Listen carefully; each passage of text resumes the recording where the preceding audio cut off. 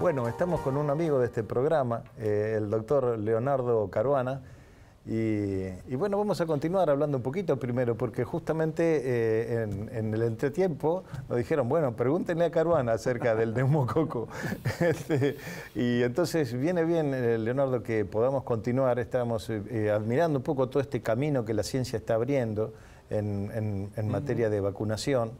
Y entonces, bueno, por un lado un camino de esperanza y por otra parte algunas reacciones, algunas ideológicas y otras delimitaciones concretas que impiden llegar a la población bien, ¿no?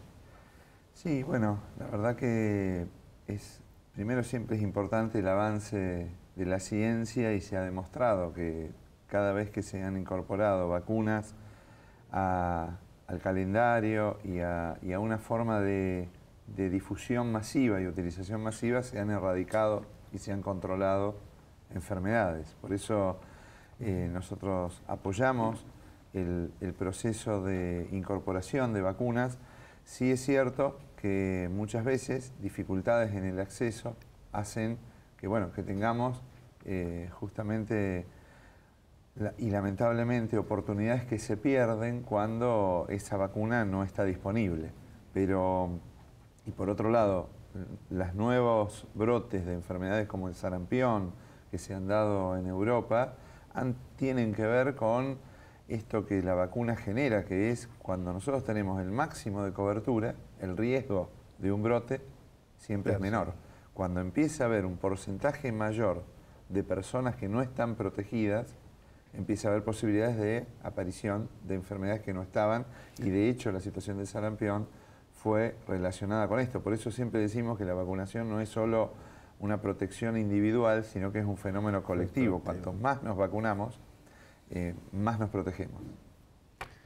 Si bien es prematuro, digamos, hablar de datos específicos de lo que es Rosario, porque lógicamente tiene que ver con el contexto general de la provincia de Santa Fe, ¿se tiene alguna estadística o un dato puntualmente de cómo está Rosario o el contexto de la provincia de Santa Fe en términos de masividad al momento de ir a vacunarse? Bueno, si uno mira, digo, hay que diferenciar algunas, digamos, las vacunas del calendario, las que son no episódicas, como la vacuna antigripal.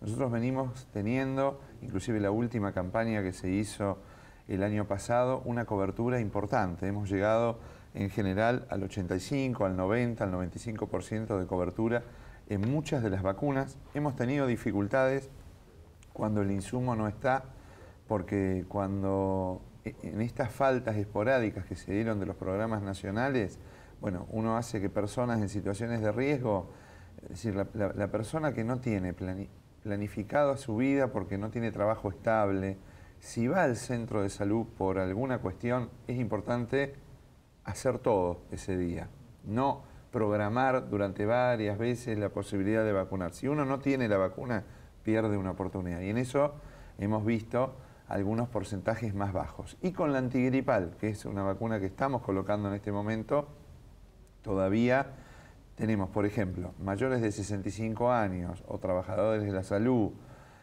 o embarazadas, un porcentaje, una cobertura muy importante, y en otros grupos de riesgo la cobertura es del 50-60%. Quiere decir que en personas de 2 a 65 años con enfermedades asociadas y que necesitarían la vacuna antigripal, estando la vacuna antigripal en los centros de salud, todavía falta un 50% de población o un 40% para vacunarse. Y eso tiene que ver no solo con una accesibilidad al insumo, porque a veces uno cree que la vacunación tiene que ver solo con que la vacuna esté y la persona quiera. Hay deseos, hay cuestiones simbólicas, culturales, que hacen que tengamos eficacia o no en la vacuna. Es decir, en esto no es lo mismo, yo lo digo siempre, la pandemia del 2009, el miedo a la muerte por la gripe A, el no saber, en los años siguientes las coberturas fueron muy altas. Pero después hay algún relajamiento porque, bueno, empieza la posibilidad que a mí no me va a tocar, cuestiones subjetivas. Los movimientos antivacuna aquí en Latinoamérica no han tenido un impacto de jerarquía, pero sí estas cosas. Lo mismo nos pasa con el uso de preservativo, y no es lo mismo, digamos, desde que las enfermedades o el VIH empieza a ser de una enfermedad mortal a una enfermedad crónica, empiezan a darse relajamientos en el uso. O sea que el acceso a lo preventivo es mucho más complejo que tener la disponibilidad e indicarle a una persona. Depende de muchísimas cosas, de nuestros diálogos, de nuestras creencias. Por eso hay que trabajar estas cosas con algún médico estable, con un vínculo estable que uno tenga confianza. Leonardo, siempre es un gusto conversar contigo. Y, para mí también. Hablaste del 2009, ¿no? Y hay una cosa que los que ya tenemos canas en la barba, recordamos el monumento al pozo. y el CEMAR cumplió 20 años, ¿no? Entonces, con esta mirada así retrospectiva que solés tener, una reflexión acerca de esto, ¿no? Del cambio en la salud pública en la provincia. Bueno, la verdad que primero, digamos, lo simbólico que decías en relación a que esto era un monumento que tardó, que inclusive viendo la historia, la construcción del pozo más el monumento llevó alrededor de 60 años. O sea, la construcción primera del pozo y después el edificio sin la estructura. Y fueron 30 años en donde se pensaron muchas cosas, pero no se generó, no se consolidó. Sí hubo una idea de hacer un hospital en su momento.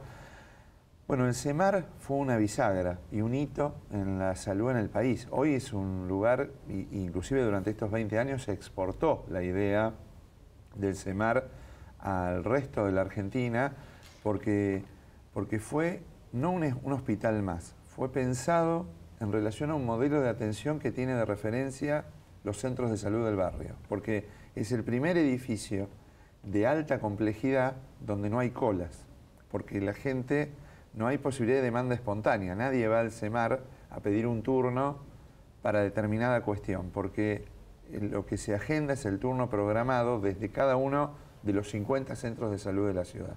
Y eso es un fenómeno distinto porque antes la salud pública estaba ligada con la caridad y con la beneficencia. Y la caridad y la beneficencia hacía que uno tenga que pagar con el cuerpo a las 4 de la mañana a ver quién llega primero. Bueno, el CEMAR es la bisagra entre los centros de salud y los grandes hospitales. Por eso, para nosotros es un hito y un ejemplo y un orgullo. Cumplió 20 años, más de 135.000 consultas anuales y desde consultas a especialidades, oncología, cirugía ambulatoria.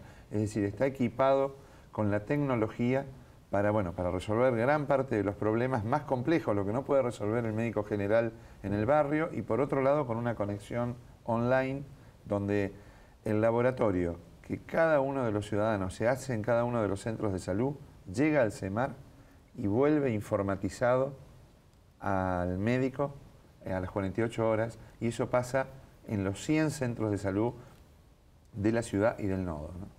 Sí, realmente yo creo que, sinceramente, es un monumento y un orgullo, como para usar tus términos, y también es un monumento a tanto héroe anónimo que construyó el CEMAR, y por lo tanto, hay veces es bueno que esto tome conciencia y se exprese, porque realmente es un orgullo para todos los rosarinos, casi diría para todos los santafesinos, que a lo largo de estos 20 años el CEMAR se ha construido así, y sobre todo que se haya construido sobre la base del esfuerzo de tantos héroes anónimos que han trabajado a lo largo de estos 20 años para que esto sea un ejemplo a nivel nacional. Por eso quería destacarlo, Héctor, ¿no?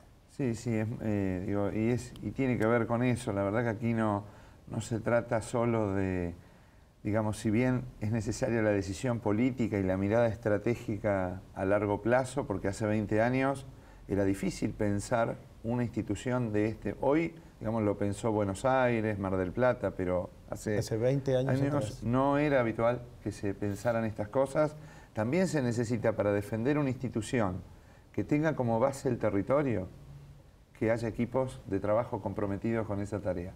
Cada uno de los que hace una práctica distinta, el no atender de 7 de la mañana a 8:30, el dar turnos programados con horario, como cuando uno va a una clínica y tiene obra social, que dice yo tengo el turno a las 16:20, bueno, y el especialista me está esperando. Bueno, de esta forma también jerarquizamos lo público, y lo público no es aquello que no se puede pagar y una prestación de baja calidad. El CEMAR nos vino a decir, con una decisión política de Hermes Wiener, de que se puede jerarquizar lo público y se pueden hacer las cosas bien. Por supuesto hay que seguir creciendo, tenemos dificultades, las políticas públicas es eso, es afrontar los problemas, pero sobre una base de una organización de muchos trabajadores que resuelven gran parte de los problemas de salud de los ciudadanos. Bueno, vale esto como homenaje a tanto, vuelvo a repetir, que en silencio y con tanto trabajo profesional a lo largo de este tiempo han construido este monumento y este orgullo, digamos, que construyó un monumento al pozo que duró tantas décadas, en 20 años que realmente hoy podemos exhibir con gran orgullo. Ahora, ¿y cómo está esto en la transición política, ¿no? Para ponerlo en el aquí y ahora, ¿no? ¿Lo afecta de alguna manera al funcionamiento del CEMAR? A ver, digo, hoy los procesos de transición se están dando y son públicos en el ámbito provincial y digamos, sabemos que desde hace ya más de 10 años hay una parte del financiamiento de la salud pública local del municipio por una decisión y un decreto que justamente lo que hace es pone en equilibrio lo que significa tener un sistema de salud en la ciudad que resuelve los problemas de la ciudad y de la región. Y en eso este decreto financia una parte importante del presupuesto. Nosotros creemos que si bien las transiciones y las miradas que están determinadas por posiciones partidarias son siempre importantes, tenemos que trascender la mirada partidaria en relación a pensar políticas públicas integrales. Y no es posible que compitan en la ciudad dos sistemas públicos de salud.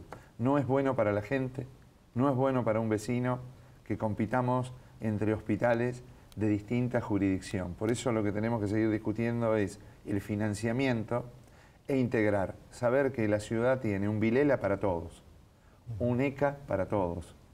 Que cuando hacemos un trasplante lo hacemos para toda la región, para toda la provincia. Por eso creemos que la sensatez de discutir lo presupuestario tiene que pasar por un carril y la organización de los sistemas por otros, y tenemos que seguir en esta misma línea. Perotti ha dicho que no solo lo quería hacer por decreto, sino por ley a esta readecuación financiera, y bueno, y las transiciones deberían estar en ese camino. En ese sentido, ¿cómo es, como bien hacía referencia, ¿no?, la transición, pero más aún en estos tiempos, por ahí en situaciones económicas inflacionarias, mantener el nivel de calidad, básicamente, ¿no? Uno lo ve con el aumento de las actualizaciones constantes de la prepaga, que van con autorizaciones aumentando el valor de su cuota, digamos, desde el lado de la salud. ¿Cómo se maneja y si hay algún tipo de resentimiento en lo que respecta al tema del servicio específico? Bueno, la verdad que es como vos lo relatás.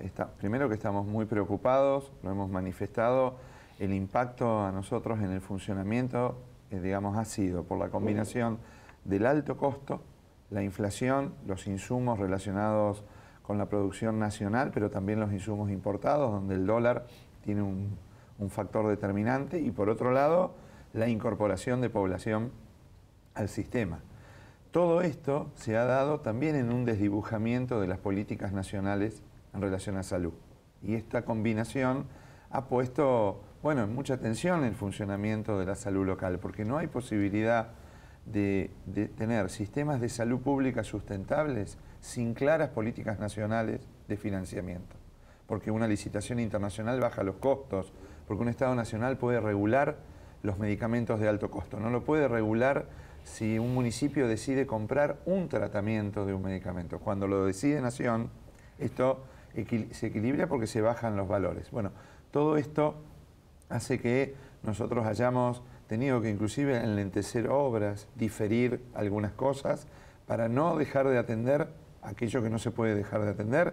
Trabajamos con el gobierno provincial y tenemos un laboratorio de producción pública que nos ha sido de colchón, pero bueno, nos faltan algunas cosas y tenemos dificultades con tratamientos que son de alta complejidad o para enfermedades raras. Disculpe. No. Decías de alta complejidad y para enfermedades raras, ¿qué sería, por ejemplo? Por ejemplo, bueno, enfermedades relacionadas con tratamientos de drogas de segunda o tercera línea para pacientes oncológicos, prótesis, digamos, todo aquello garantizado por Incluir Salud o por el Ministerio de Desarrollo Social, que se fueron dando en estos últimos años, desdibujamientos y descentralización de estas cosas a los gobiernos provinciales y a los gobiernos locales. Todos estos procesos administrativos que se enlentecen Cuando uno no tiene claridad de dónde tramitar una prótesis de alto costo en el a nivel nacional, todo esto genera enlentecimiento y la familia está aquí esperando ese insumo. Hay que resolverlo porque en salud no estamos hablando de cosas que se pueden diferir demasiado. Y esto genera, bueno, son tratamientos que salen de la escala de financiamiento municipal, porque un tratamiento, una prótesis para la resolución de un problema, estamos hablando de valores de 400.000 pesos, 500.000 pesos. Estamos hablando de un tratamiento o una dosis mensual de determinado medicamento entre 50 y 100.000 pesos y a lo mejor necesita 20 dosis. Estas cosas son las que son necesarias recuperar a nivel nacional, es decir, volver primero a un Estado rector nacional que regule estas cosas, que vigile las inequidades y por otro lado se haga cargo del alto costo, porque no hay ningún sistema de salud pública en el mundo que no tenga responsabilidades nacionales, provinciales y por supuesto municipal. Leonardo, como siempre es un gusto y uno se queda con las ganas de seguir charlando contigo, así que te vamos a volver a interrumpir en tu trabajo profesional para llamarte a esto si se habla. Sí, ¿sí? Vamos a un corte.